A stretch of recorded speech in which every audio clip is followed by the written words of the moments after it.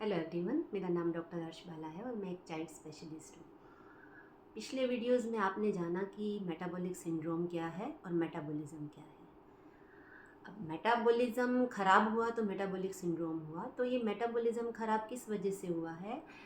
तो साइंटिस्ट ने पाया है इसका मेन रीज़न इंसुलिन रेजिस्टेंस। तो ये इंसुलिन रेजिस्टेंस क्या है?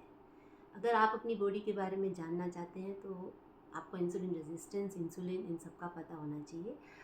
पर इसको पूरा समझाने में वीडियो थोड़ा सा लंबा हो सकता है, तो प्लीज़ बियर अगर आपको जानना है तो। देखिए, कार्बोहाइड्रेट मेटाबॉलिज्म में हमने जाना था कि जो भी हम कार्बोहाइड्रेट्स कंज्यूम करते हैं वो जाके आपकी बॉडी में ग्लूकोज में कन्वर्ट होता है और आपकी बॉडी को एनर्जी देता है।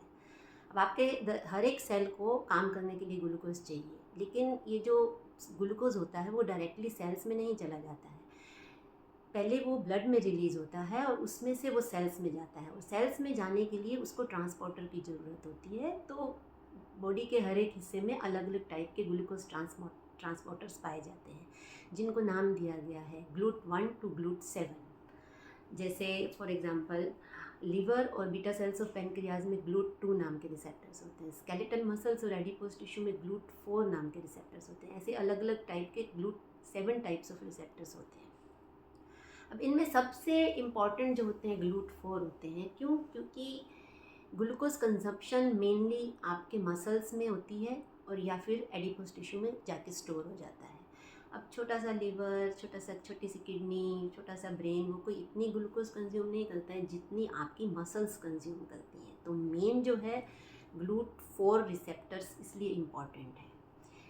पर बॉडी में ऐसा मैकेनिज़्म है कि GLUT4 रिसेप्टर्स पे लॉक लगा होता है, तो ग्लूकोज उन रिसेप्टर्स को डायरेक्टली खोल नहीं पाता है। इसके लिए उसको एक चाबी की ज़रूरत होती है, की की ज़रूरत होती है, जिसका नाम है इंसुलिन।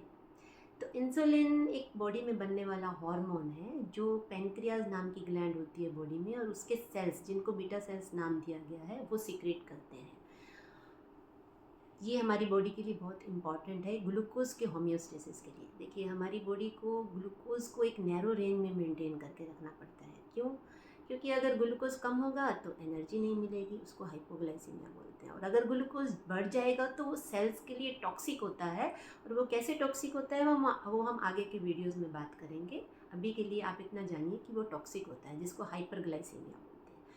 तो बॉडी में एक एफिशिएंट रेगुलेटरी सिस्टम होता है जो ग्लूकोज को एक नैरो रेंज में मेंटेन करके रखता है, ताकि उसका होम्योस्टेसिस मेंटेन रहे। और उसका एक मेन हिस्सा है इंसुलिन। जब आपकी बॉडी, आपने खाना खाया, बॉडी में ग्लूकोज रिलीज़ हुआ, तो बीटा सेल्स ऑफ पेनक्रियाज जो है वो स्टिमुलेट होते हैं, वो इंसुलिन रिलीज़ करते हैं। इंसुलिन की तरह काम करता है, वो जाता है, GLUT4 रिसेप्टर्स का लॉक खोलता है और ग्लूकोज सेल्स के अंदर चले जाते हैं। तो मसल्स जो हैं उनको जितना ग्लूकोज चाहिए होता है वो ले लेते हैं, और एक्स्ट्रा का ग्लूकोज वो ग्लाइकोजन में कन्वर्ट कर देते हैं। इसी तरह एडिपोज टिश्यू में भी इंसुलिन जाता है, रिसेप्टर्स का लॉक खोलता है और उसमें इंसुलिन ग्लूकोज चला जाता है। तो एडिपोज टिश्यू क्या होता है? एडिपोज टिश्यू होता है फैट टिश्यू। जहाँ हमारी बॉडी में जहाँ पे फैट डिपॉजिट होता है उसको एडिपोज टिश्यू बोलते हैं, और उसके सेल्स को एडिपोज सेल्स या फैट सेल्स बोलते हैं। अब ये ग्लूकोज फैट सेल्स में जाके फैट में कन्वर्ट हो जाता है और वहाँ वो स्टोर हो जाता है। जब आप काम कर रहे होते हैं, आपका ग्लूकोज यूज़ हो गया, आपकी एनर्जी यूज़ हो गई, तो ये ग्लाइकोजन स्टोर्स जो हैं वो फिर ग्लूकोज रिलीज़ करते हैं, तो आपको ग्लूकोज मिलता है।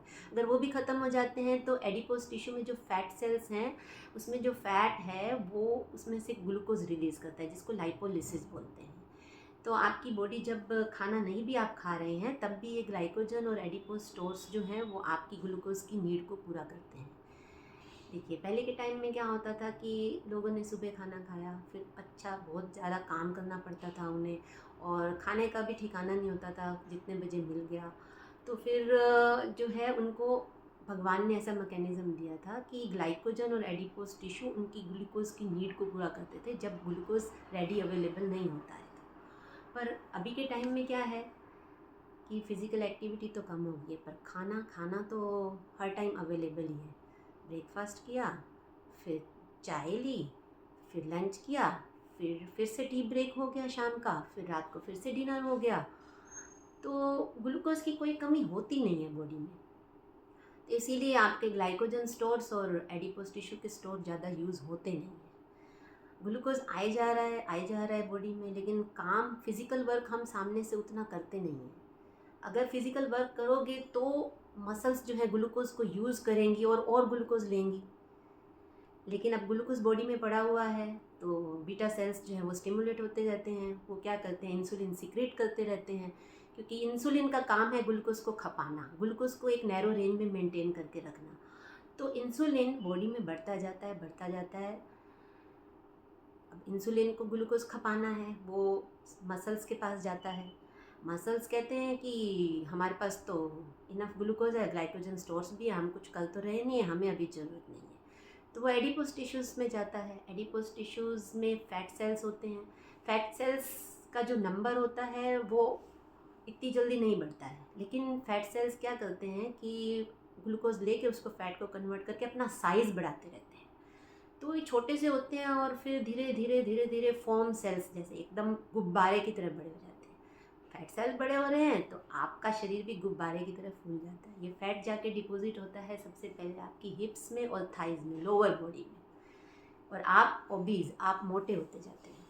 ये पहला जो है इसका इफेक्ट होता है इंसुलिन का, आप मोटे हो गए। अब ये वाली जो फैट है आपकी, जो थाइस पे और हिप्स पे डिपॉजिट हुई है, ये सबक्यूटेनियस फैट होती है। ये अभी इतनी ख़राब नहीं होती है जितनी मैं आगे आपको बताऊंगी कि अगर आप इस टाइम पे कंट्रोल नहीं करें तो विसरल फैट आ जाता है, जिसका मेटाबॉलिज्म अपना अलग होता है और वो बॉडी को बहुत नुकसान पहुंचाता है। ये फैट भी वैसे इन्फ्लेमेटरी नहीं है, लेकिन आपको और तरह से नुकसान पहुंचाता है। कैसे? जैसे अब आपका वज़न बढ़ गया, आपको अपनी लुक अच्छी नहीं लगती है, फिर उसका वेट आपके घुटनों पे पड़ता है। आपके घुटने, आपके नीज़ इतना वेट टॉलरेट करने के लिए नहीं बने हैं, फिर आपके घुटने ख़राब होने लगते हैं। तो फैट तो ख़राब है ही, लेकिन ठीक है, बॉडी को कुछ तो करना पड़ेगा ग्लूकोज को कंजम्पशन के लिए, नहीं तो फिर ग्लूकोज टॉक्सिसिटी स्टार्ट हो जाएगी। अब एडिपोज टिश्यू भी पूरे भर गए, उन्होंने भी अपना साइज़ जितना बढ़ा सकते थे वो बढ़ा लिया उन्होंने। फिर से इंसुलिन जाता है स्केलेटल मसल्स के पास, तो मसल्स उसे इग्नोर करना शुरू कर देते हैं। कैसे? जैसे आपके पास आपका पेट भरा हुआ है और आपके सामने भले कितने भी पकवान रख दिए जाएं, वो आपको अच्छे नहीं लगेंगे अगर पेट भरा हुआ है तो। अब मसल काम ही नहीं कर रही है, उनको ग्लूकोज की ज़रूरत ही नहीं है, तो वो इंसुलिन को इग्नोर करना शुरू कर देते हैं। वो कैसे इग्नोर करते हैं? वो या तो जो है GLUT4 जो है उनका नंबर घटा देते हैं, ऊपर जो सरफेस पे भेजते हैं उनका नंबर घटा देते हैं, या फिर उसका कॉन्फ़िगरेशन ही चेंज कर देते हैं कि इंसुलिन की चाबी उसमें लगे ही नहीं, कि हमको तो लेना ही नहीं है, हमारी कैपेसिटी तो ऑलरेडी फुल है। तो इस स्टेज को बोलते हैं इंसुलिन रेजिस्टेंस। इस स्टेज पे अगर आप अपना ब्लड शुगर टेस्ट करवाते हैं तो ब्लड शुगर नॉर्मल आता है। क्यों? क्योंकि इंसुलिन ने अभी उसे मेंटेन करके रखा हुआ है। पर इसी स्टेज पे अगर आप अपनी फास्टिंग इंसुलिन चेक कराते हैं तो आपका फास्टिंग इंसुलिन बढ़ा हुआ आता है। इस स्टेज को बोलते हैं हाइपर इंसुलिनीमिया और बोलते हैं इसे इंसुलिन रेजिस्टेंस। ब्लड शुगर आपको जब तक बताएगी कि आपकी बॉडी में कुछ हो रहा है, उस स्टेज को आने में, हाइपर इंसुलिनीमिया से हाइपरग्लाइसीमिया आने में कम से कम 10 से 15 साल लगते हैं, तब फुल ब्लोन डायबिटीज़ आता है। और अब ये इंसुलिन रेजिस्टेंस जो है वो ये खाली डायबिटीज़ नहीं करता है। अब इंसुलिन जो है उसका एक काम ग्लूकोज मेटाबॉलिज्म का है, लेकिन एक उसके अपने और भी फंक्शन है बॉडी में जो वो परफॉर्म करता है, और अगर इंसुलिन बढ़ जाता है तो वो फंक्शन भी डिस्टर्ब हो जाते हैं, जिसकी वजह से आपको बॉडी पे और इफ़ेक्ट दिखने लगते हैं। और वो क्या इफ़ेक्ट होते हैं? Fatty liver, PCOD, heart disease, Alzheimer's, फिर आपके मेजर डिप्रेसिव डिसऑर्डर्स और इवन कैंसर का लिंक भी इंसुलिन रेजिस्टेंस से पाया गया है। इन सब बीमारियों का एक कारण इंसुलिन रेजिस्टेंस है। ये इंसुलिन रेजिस्टेंस, ये बीमारियां कैसे कोज करता है और टाइमली हम इंसुलिन रेजिस्टेंस को कैसे डायग्नोज करते हैं, ये हम अगले वीडियो में जानेंगे। Thank you.